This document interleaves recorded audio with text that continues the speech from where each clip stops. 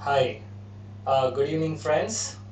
Welcome to my latest video on YouTube, and today we are going to talk about, we're going to see some games from Max Euwe. Now, who is Max Euwe? Well, first of all, he was a world champion. He defeated my chess god Alexander Eliakin. So actually, I'm not so happy showing you the games where he has beaten my chess god, but then, well, the the right amount of credit should be given to people who go there and achieve things. And yes, so he should definitely get the credit. And this video is dedicated to him for beating my chess god Alexander Eliakim. Also, I will be Yes, I'm waiting for people over here. I think there are only two of them. Can you guys say a hi to me so I know that you can chat with me? Yeah. Hi, Krishnas. Thank you. So let's see here now. We were talking about Max Euwe, and Max Euwe has beaten Eliakim in 1933. Eliakim had challenged Max Euwe to a championship match, and also he couldn't accept it earlier, but finally you accepted the challenge in October 1935, and that's when in on December 15, 1935, after 30 games played in 13 different cities. Okay, that's totally a new thing. What was happening that time? So 30 games played in 13 different cities uh, around Netherlands over a period of 80 days. Finally, Max Euwe defeated my chess god Eliakim by 15 and a half to 14 and a half. So that was uh, hi Rishan, welcome, and hi Donald Duck, welcome. I missed you, Donald Duck. You're not come from my other videos. Okay, so welcoming you guys, and I'll just keep my phone towards this side because I need to check your chats too. And yes, coming back to our so our topic here, our topic is Max Euwe today, the player who defeated Eliakim. So let's start here. Like I said, it was a very new kind of a thing happening in 13 different cities. I'm sure it was hectic, and by the end of the championship, both of them must have been fatigued. Um, so Max Euwe defeated Eliakim just by 1 point. That's it, 15 and a half to 14 and a half. Hi Aman, welcome to my chess lecture. And so let's start off the games. We are going to see today. First of all, I'm going to introduce you who was Max Euwe, how he used to play. I have a game from candidates. I'm going to just show it to you here. It's in Zurich. It was played, uh, and this was all the way back in 1953 in Zurich. So this was the candidates happening. Candidates, as you know very well, is for selection to decide who will be the challenger for the World Chess Championship. Okay. Also, before we start, I would just like to mention here, as you can see below my name, the promotional offer is still there for Unacademy. Those who haven't yet taken the subscription, I would really, really advise you guys, because you're missing here a great opportunity. If you don't enroll yourself for this membership, it's just 99 rupees. It's worth it. It's a steal. And you're going to see excuse me, you're going to see Vishwanathan Anand, Vladimir Kramnik, and other grandmasters. They're going to come and teach you live, and you'll be able to access the videos, everything. There'll be other coaches like me. I have started off with endgame, and I'm going to move on to middle game, and there's a lot to learn. As you know, this game, there is so much to learn. So Let's start off with the first game. FM Geller is white, and I'm going to take black for Max Euwe because he's the one who we are concentrating today. Now, also Max Euwe, he was by profession, he was um, in yeah, sorry, his he was a Dutch grandmaster. Okay, he was also an author, and before he became a world champion, he was also a chess administrator, that is conducting tournaments and other stuff. He also studied mathematics at the University of Amsterdam, and he got even his doctorate in 1926. So quite an intelligent fellow who taught maths, and chess and maths are related quite a bit. um, they both require calculation, and it's been seen that most of the times, that is that most of the mathematicians are good chess players and vice versa. Okay, so let's start off with my first game for you guys. uh, so here black is Max Euwe, and white is FM Geller. Now FM Geller was also a grandmaster, a very strong grandmaster, and this is happening in 1950s. This game is going to happen. I mean, this is what has happened. And let's start off. Queen pawn. That's what white starts with. The queen pawn d4. Now you know very well black has two good options over here. Those two good options are one is d5 here, and the other is knight f6. These are the two good options for black. So here black goes for knight f6 and white goes c4, and black plays here e6 and white plays knight c3. Now in this position black is playing bishop e4, which is known as Nimzo Indian defense. Okay, there is a bit of an echo. Maybe my mic is too strong. Maybe I should just keep the mic here. Can is this proper now? Okay, my voice is echoing. Sorry, I really don't know why my voice is echoing. Can now anyone tell me whether it's fine? Hi Ankush, welcome to my chess video. Is this better now? I kept the mic a little far away from me because it's important you get the proper audio, even if the video is not proper. Main thing is the audio. Okay, so Kushnas, can you just verify whether my audio is proper? Anyone else who can verify if my audio now it's better? Yeah, sorry, it's maybe the very strong mic. If I keep it too close to me, maybe that's why it echoes. So we will just stay a bit away from my mic. Yeah. So bishop e4 is Nimzo Indian defense, and then e3 is what? Okay.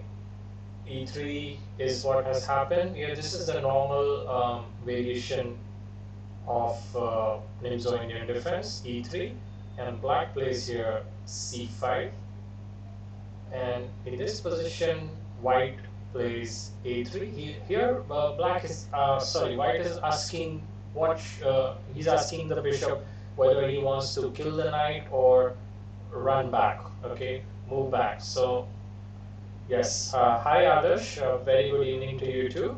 Welcome to my chess video. So let's see now. Black chose bishop takes knight and pawn takes bishop. b6. b6 is not just to protect this pawn. Actually, this pawn does not need protection because you see, it will be a very bad position if white captures this pawn. Say for instance, black does here castling and white captures this pawn. Now, this is a very bad position for white. Look at this, triple pawns. Okay, so triple pawns are definitely not a good deal over here for us. And here, black can also play queen to a5. With that, he's attacking both the pawns. I'm sorry, Rishan, I've kept the mic away from me, but if I keep it too far away, then you guys won't be able to hear me. So queen a5 is the move. I mean, that's if white captures the pawn, then queen a5 can be played. That's attacking both. And in case queen d4 happens, then definitely I have some good moves here. For example, in this position, I can play knight e4. Yes, I can afford to give this knight because if queen captures knight, then I got queen over here, and that's a fork, right? Okay, thank you, Krishnas, for verifying. And let's just go back here. This is not what happened. My point was to show you that when black plays, when black played here b6, he's not actually defending the pawn. He's opening this diagonal for the bishop. That's the main thing for him, for the reason why he's playing b6. And in this position, white plays bishop b3, black plays bishop b7, like I mentioned. The bishop wanted to come there. Also, like I always tell you guys, this is known as the fianchetto of the bishop. So after the fianchetto of the bishop, black bishop is here hitting this pawn. He's attacking this pawn. This hitting this pawn is a new term I've learned. I always say attack, but I like it somehow hitting the pawn, okay, or hitting something. So it's just a chess term being used. Also here, after the pawn, the rook will be trapped. So of course white does something about it. White plays f3. Remember, we have a strong grandmaster, or even a grandmaster, or even an international master, or even an average player is not supposed to miss this thing. Okay, f3. After f3, black is developing his piece onto knight, onto c6. His knight on c6 and knight to e2, and black here castles quickly. This is just the opening. So I'm not spending too much time in the opening, and after this, white played castling. Now, here black plays this knight a5. Now, knight a5, we normally tell everybody, we as in coaches, we tell our students not to bring the knight to the side of the board. We say knights are grim on the rim, okay? That's grim means sad. But here, this is an exception. When a topmost player is playing knight a5, he's got some reason behind it, okay? Now, bringing the knight to the side of the board, most of the times, 99% of the times, or you can say 95% of the times, it's bad. But this is the exceptional positions where the knight is coming to the side of the board. The reason? Well, you see this pawn over here? This is the weak pawn, and we are keeping an eye on that pawn. We are attacking that pawn. Okay, hi Kamal Vijay, welcome to my chess video. You're a rated player in the online games. Okay, that's good. Hello Anjanayan, namaskaram to you also. We're getting viewers from all parts of India. So someone comes from North India, someone is from South India. So I think Anjanayan Menon is from South India. So let's see here. In this position, after knight a5, white played e4. So white is controlling the center now completely. He's got e4, c4, d4, all three lined up. it looks like a very promising position for white, but we shall see how it disintegrates into something bad. Okay, so here black plays knight e8. Now getting the knight behind, well, he's got something. He's got to move this. He has an idea. He wants to move this f pawn. So that's the reason he wants to um, get the knight back, and of course that knight will go somewhere else, or maybe on f6 itself. We shall see that. So here knight g3, we are into maneuvering of the position. d5 not yet. First let's see here. um, First black plays pawn captures pawn. Now this looks like we are actually helping white because the pawns get singled out. These two double pawns which are there, they get singled out with this. But the idea now is clearer with rook c8, why the knight had gone on a5. Okay, so the knight is gone on a5, and both the knight and rook both are attacking this pawn on c4. White plays f4. Again, look at the kind of control white has on the center squares. This, and even the vital squares like c5 and f5, they all are covered by these four pawns. So this looks like very good for white, but of course here white has made one mistake. White White is thinking that he will sacrifice something and start the attack. So he's played f4 and he's sacrificing something. May I know, guys, what is he sacrificing?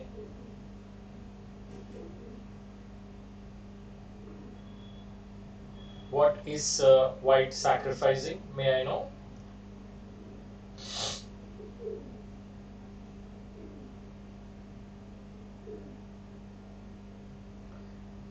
Anybody who can tell me what is white sacrificing over here?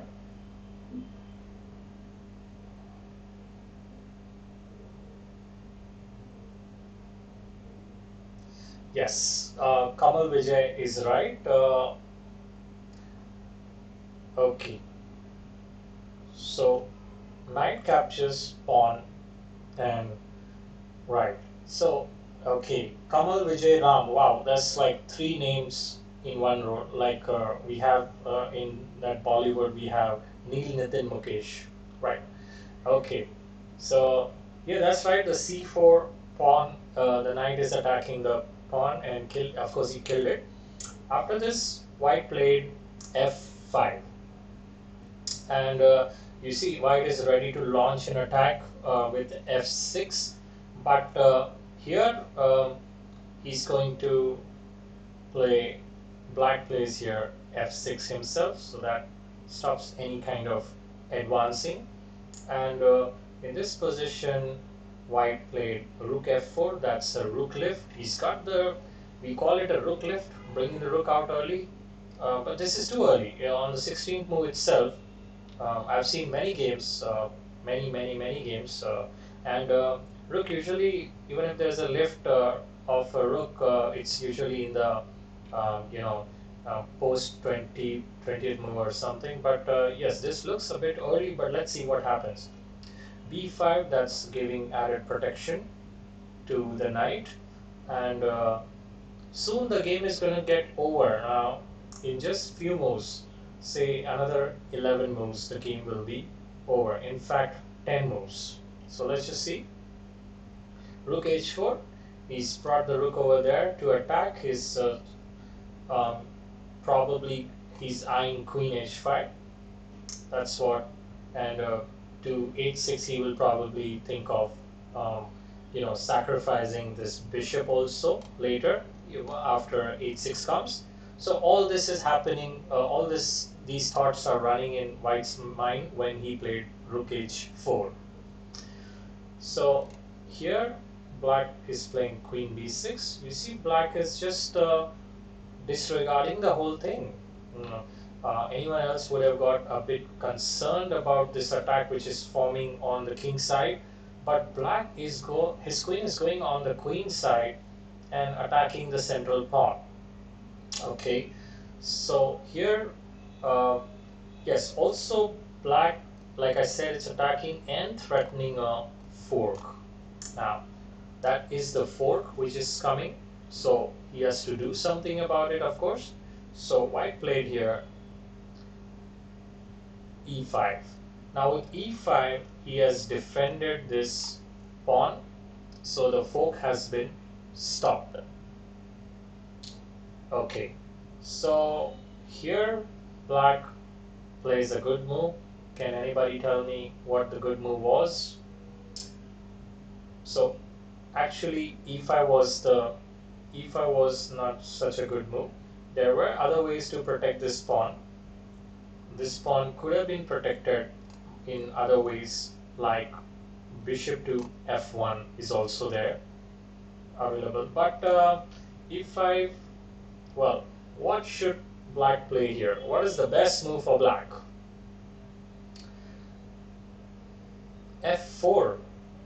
Uh, Guys, I don't understand. What is f4?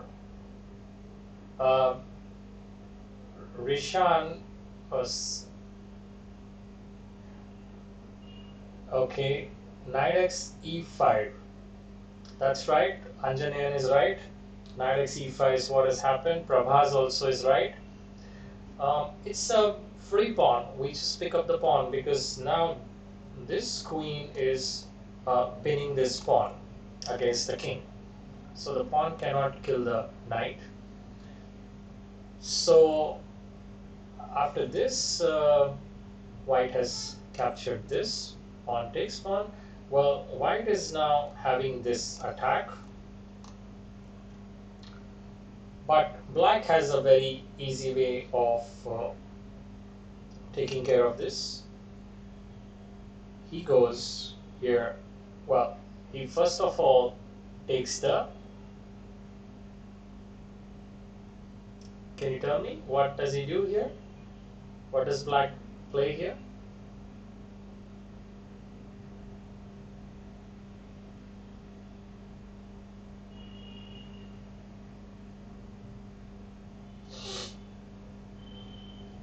What should black play here?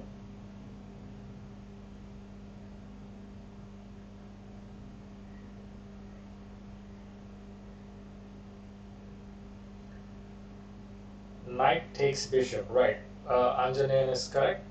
This is knight takes bishop is right.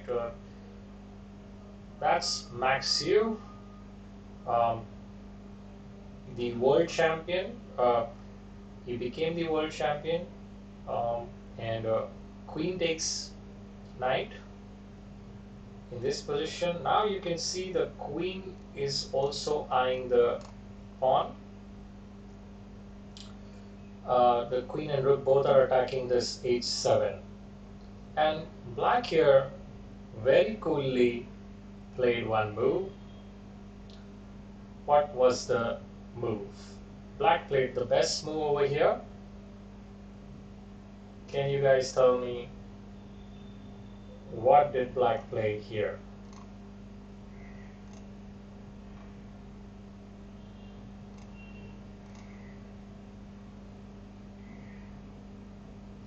G6, yes, Anjanayan, I thought, most of the people here would play G6, but no, G6, G6 is, G6 is creating more weakness. For example, G6, then we are allowing this bishop to walk in on H6. This is just creating more and more weakness. He didn't play G6. In fact, here he does not save the H7 pawn. H6, no, H6 is a bad move because H6 leads to now knight f5, and now all sorts of sacrifices are happening. You see there are three pieces attacking this pawn. Then surely there's going to be an explosion, and the position will get opened up for black king. Nope, we don't want that to happen. That's not what Max Euwe did. If you advance any of the pawns, remember that um, g7 or h6, that's inviting more and more weakness. So black very coolly played here queen takes pawn. Anyway, the queen was not doing much on b6 except pinning that pawn on d4. And here the queen is, I'm ready to come over here and give a check. And also my queen is on a better square. I'm looking at even queen c4 and other moves. So let's just see here. White played queen takes pawn. Black is, you will be surprised to know here, black king is safe. Okay, he's just safe. After king f7, in this position, white played bishop h6. Looks like a lot of attack, but this is all an illusion. Nothing is happening here for white. White is not going to, it's not a winning attack, as they say. And black plays here a good move. He goes rook h8. Now, this kind of a move is happening because, wow, what a move! I should have asked you guys. No, not rook g8. It is rook h8. This move was played, and why was it played is what I'm going to ask you. Why this move was played?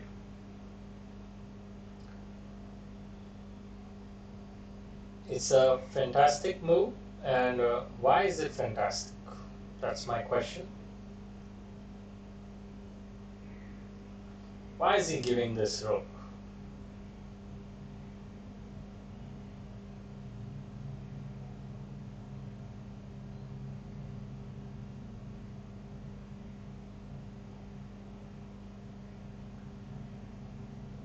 After white takes the rook, what happens?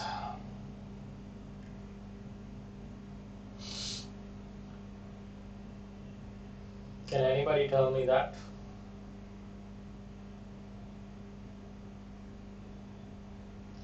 Yes, Divyanshu, but for what? I need the move, Divyanshu. Let's not stick to theories. I want the move. No more checks. Divyanshu says deflecting the queen, but I want the move. Guys, you gotta give me a move. There is no discovered attack. No, Risham, there is no discovered attack here. Deflection is right, but deflection from what? Deflection from what? What does black want to do? He wants to deflect the queen so that what can he do?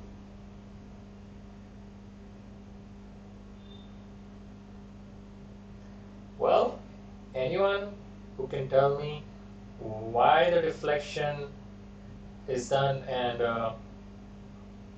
no knight c7. You guys need to know the plan. You need to find the plan.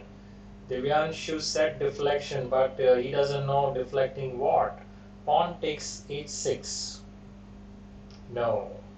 The deflection is done so that there is an infiltration happening, and the infiltration will happen from who?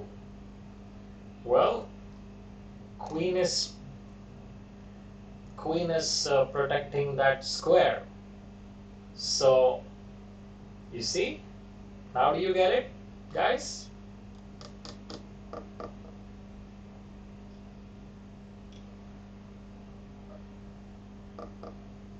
Well, it is after queen takes rook. Right, rook comes on c2, and after the rook comes on c2, we are going to see this g2 pawn, the all-important pawn in front of the king, is attacked. Yeah, so that's what the deflection. You guys need to tell me. If you just tell me deflection, well, you just told me the theoretical part, but your answer is not there yet. So if I'm a strict examiner in an exam, I'm going to, of course, ask you the answer and not just the words of deflection. You got my point, right? So here, white plays, well, he cannot save that pawn on g2. Okay, so rook to c1. What is this? This is maybe just hoping against hope that black will kill the rook, exchange the rook, what I mean to say. But black goes rook takes pawn, and white here, of course, white cannot go on king h1. That's a god-forsaken square. If he goes on king h1, it's over. The game will be over. So definitely not. For those who don't know how the game will be over, rook takes knight, and that's a discovered check, and the game will get over in the next, well, 2-3 moves for sure. d5, bishop takes, and rook e4, and bishop takes. That's a mate. So definitely king to f1 for sure, and here comes queen b3. Now queen b3, the it's a very strong move. First of all, queen b3, and we are eyeing over here this move. Okay, so this check, and even the queen d3 check. So here, these are the squares where it's going to, but yeah, I like queen f3 more. Okay, so white plays king e1, and now comes the final move. What did black play to win the game?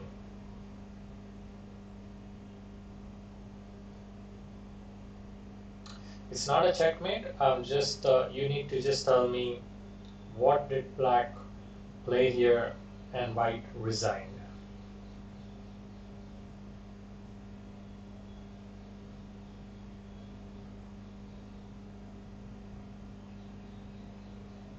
What did black play that white resigned? Quickly, guys, then we are going to see the main game of Eliakim versus, yeah, you're going to see the main game. So rook to g1, rook to g1, rook to g1 is winning, but it's not the best move. The move which was played was queen to f3, and here white resigned because I am now here in this position. Let's say white plays, I don't know, white, what can white do here? For example, let's say white plays rook to f4. Well, then I got queen e3 and a mate. If white is playing something like rook will not take the g3. Why should rook take the g3? Because there is this, rook does not take on g3, but yes, this is going to win for black. Now it all depends. Let's say bishop takes pawn, for instance, just then I have queen f2, and of course then it'll be a win on b2, king over here, and this is a checkmate. So this seems like a Zugzwang. What can, let's say if white plays a very harmless looking move, for example, the, say, a4, let's just say a4, then black's got queen f2, king d1, and finally it is rook g1. Okay, so which will lead to a checkmate. So the idea is, of course, queen f2. That's the idea behind queen f3, and the game is all over. Okay, so let's go ahead and see the next game. Now the next game is where my chess god was defeated. I thank you, Anjanan. Hi, Gokul.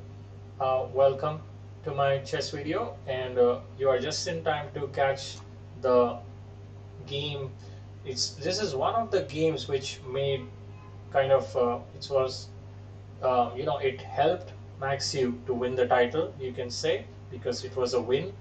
And so this is the World Chess Championship, guys. 16th here. Sorry, this is the World Chess Championship, which was happened on. It happened on the 16th. This game, 16th of November, 1935. Okay, so pretty long time back. So let's just see here. Uh, I'm gonna flip the board for you guys. Max Euwe is white and Eliakim is black. Yes, Queen f3 was amazing, Divyanshu. That's right. Okay, so let's start this game. D4 is what Max Euwe plays. My chess god is on the other side. I don't like it that he's losing, but well, can't help it. This game I will not be happy to show, let me tell you guys, but I have to show full respect to Max Euwe for beating my chess god, the greatest legend I know, one of the greatest legends, but for me he was the greatest. So d4, d5, c4, this is the queen's gambit, and here black plays c6, that is Slav defense, and knight f3 is the position. White has played knight f3, black also brings the knight out, and knight plays c3. This is just the common moves of Slav defense, and here black accepts the pawn. So this will become now here in this position where he's given up the center, black has given up the center, and white first plays a4 to stop b5. That's again a very common move, a4, that stops b5, and bishop f5 is played, so white does not play e4 right now. Okay. My chess god, Divyanshu, is Alexander Eliakim. His full name is the great Alexander Alexandrovich Eliakim, and right now he's black. Okay guys, he lost, Eliakim, my chess god, lost this game, but let me tell you why. Okay, um, he was into a bit of alcoholism. He loved vodka quite a bit, and that's why he got carried away. Otherwise he was unbeatable. So let's just blame vodka. Okay. uh, So in this position, knight e5, white is centralizing the knight, and black plays here knight to d7. That's just a developing move, getting his knight on the d7, you know. So here white captures the pawn, he regains back the pawn. Anyways, so yes, Anjanayan, as you know, vodka is bad for health. So, and it was bad for Eliakim also. Well, he went overboard with it. That's the thing. Queen c7. And by the way, after losing this World Chess Championship, when he had a rematch after 2 years, he won that. And during to prepare for that match, he stopped vodka completely and he was drinking milk. Okay, just like a good boy. So queen c7 here, and then white played g3. This is fianchetto of the bishop. e5 is what happened, and pawn captures pawn, and knight captures pawn. This is just very normal stuff. I'm not gonna go into any details in this. This is just the opening happening here. The trade of the knights is also possible, but white here played bishop to f4. Now that's a good move. Bishop f4, it pins down the knight, And bishop d6 is not available here, but black has knight fd7. So it can be found here, this theory. It's there uh, quite a bit. A lot of people have played here this variation, the grandmasters.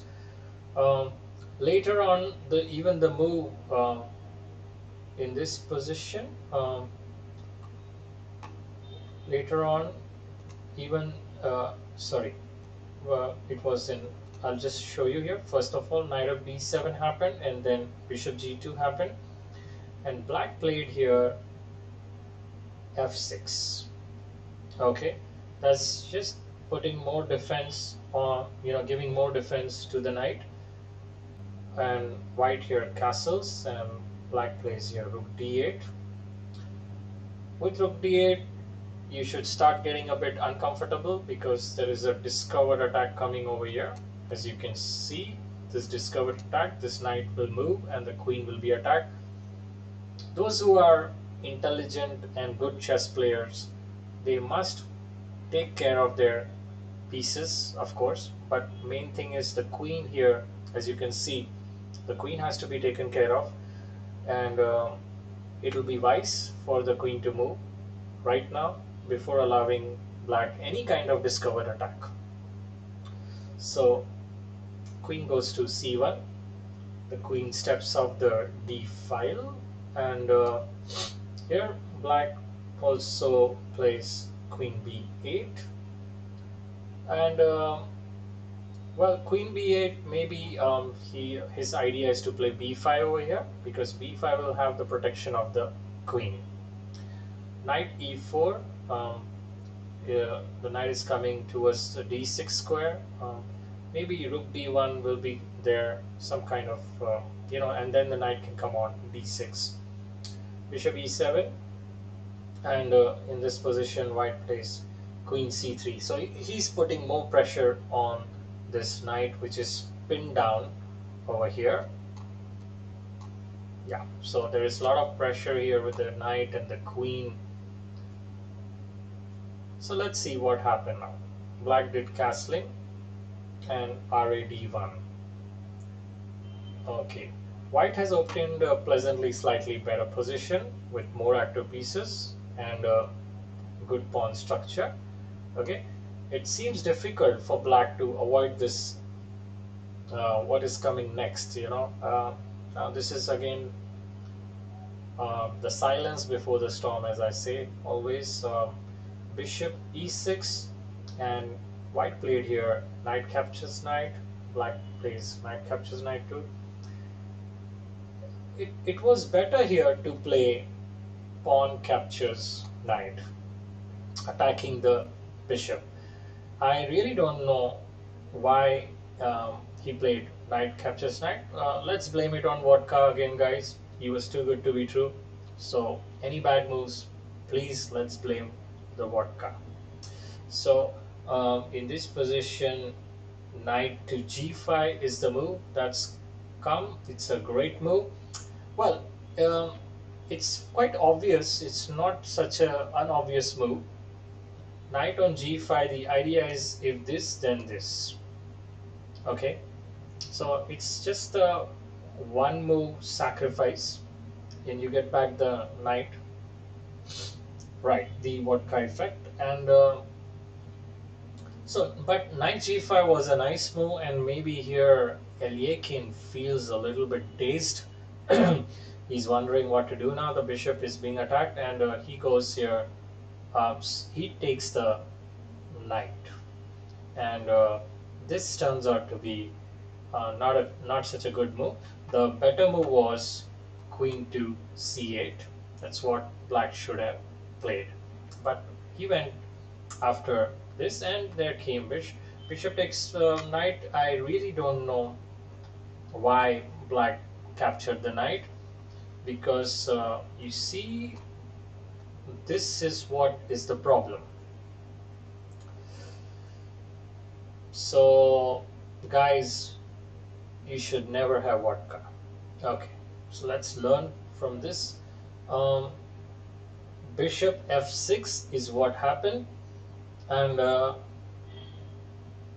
here black has of course thought about the possibility bishop takes queen and bishop takes queen, the only move, that is the only move. And here white played bishop takes, and then in this position, how does white win material?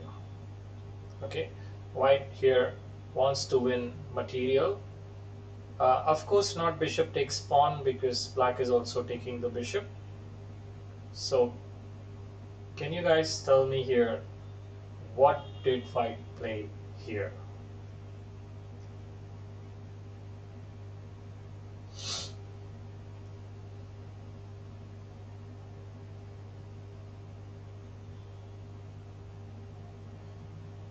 Can anybody tell me, what did white play here?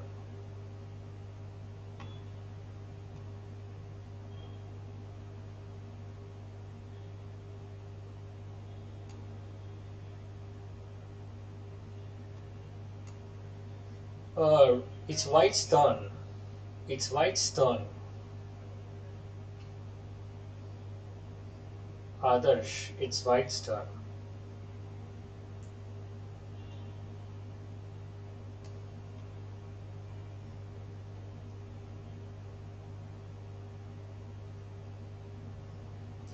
So yes, Anjaneyan is right. It's bishop d6, and here it looks like white is going to win material, right? Because the bishop is attacking the rook, and black bishop is also attacked by the pawn. But let's see here what happens. Okay, guys, rook f7. Now that's a very good move played by Aliakin, and after pawn takes bishop, there comes this. So even our bishop is going, but again white has a good move. Okay, white is losing this bishop for sure now. We can't save it. But what did white play here?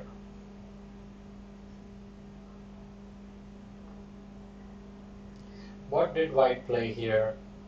How did white take advantage in such a position where he has to give back the bishop?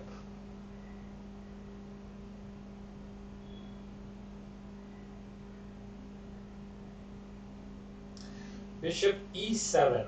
Oops, bishop e7 is a mistake. Well, I can simply do rook d1 and bishop d8 and rook d8. This is equal. This is equal. This will not. Adarsh, it's a good try. Let me tell you that it's a good try, but this will not give white the advantage. Bishop c7 is also it's the same thing. Bishop c7 and bishop e7, Adarsh and Divyanshu. It's a good try, but this is going to just lead to equality. This is going to just, black will have to go back and take the bishop, and this is equal. Max Euwe found a good move over here. What did Max Euwe do over here?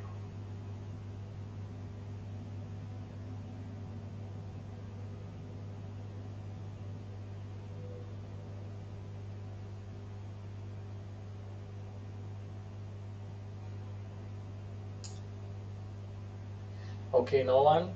He simply played here rook to b1. Okay, and that will win him a pawn over there. Now see, we are coming to the end game, so definitely pawns matter. No knowledge journey, not bishop e4. Rook b1 wins the pawn, and a pawn is important in the end game, as you know, the value of a pawn. So rook takes, rook over here, they capture, and after the dust has settled, as it's called, white is up a pawn. Okay, he's up a pawn with seemingly a better pawn structure. However, the black rook is more active, as you can see, right? And both black pieces will soon be attacking white's a4 pawn and c3 pawn. These are the weaknesses lined up for white. Even black's weaknesses are this. So let's see quickly. Bishop e4 and c5, c4. c4 is a very nice move because white wants to lodge the bishop on d5. And black plays here a bad move. He plays bishop takes pawn and white goes bishop d5 check. This check is important to block the rook from coming to d2. King f8, and now white plays rook a1. Remember that a lot of people here would have done straight rook a1. A lot of people, but then just see, white is not getting here this pawn. White is not getting here this pawn because black has rook to d1. Hi Vijeta, I am sorry, this is a English chess lecture. You know, मेरी Hindi weak नहीं है, लेकिन to teach Hindi, to teach chess in Hindi is quite difficult for me. I'm used to English, so sorry. So rook a1, bishop d5 check is important so that we win this pawn, and here comes this.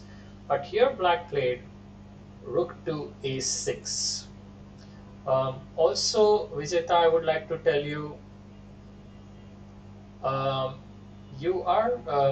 think you are able to understand me because you're writing in English. So, and also they say chess has no language. Just watch the moves and you will understand. Of course, about the explanation part, you are able to understand, I'm sure, because you're typing in English. So here rook a6 has come, and in this position Alekhine was relying on this move, okay, and yeah, here white played one more great move. Can anybody tell me here what did white play? White played one more great move over here. Yes, e4 is a passer, so white shall win even if we just exchange everything. That's right, Saubhagya. But you see, if we exchange everything, there is a passer. Black also has a pass pawn. The pass pawn, which is also known as the outside pass pawn. So a7 pawn is the passed pawn. So it's not that easy, Saubhagya, that we trade everything in. So here in this position, you see, black wants to come here next move. Bishop b5. How did white stop black from coming on b5? How did white stop black from coming on b5? Bishop b5. No, it's not that easy, Saubhagya. Bishop b7, I simply have to do rook b6. You see, he will not go to rook a5. I wish chess was that easy. So here in this position, black wants to come to this square. How did white stop black from coming onto this square? No, not rook b1. In this position, this is the pin, right? This is the pin, and black wants to play bb5. How did white stop black from coming on bb5? That is one great move to stop black from coming on bb5. It's actually a, you know, I would say it's a very tough move to find. Yes, Divyanshu is correct. Well done, Divyanshu. Well done. That's very good. Okay.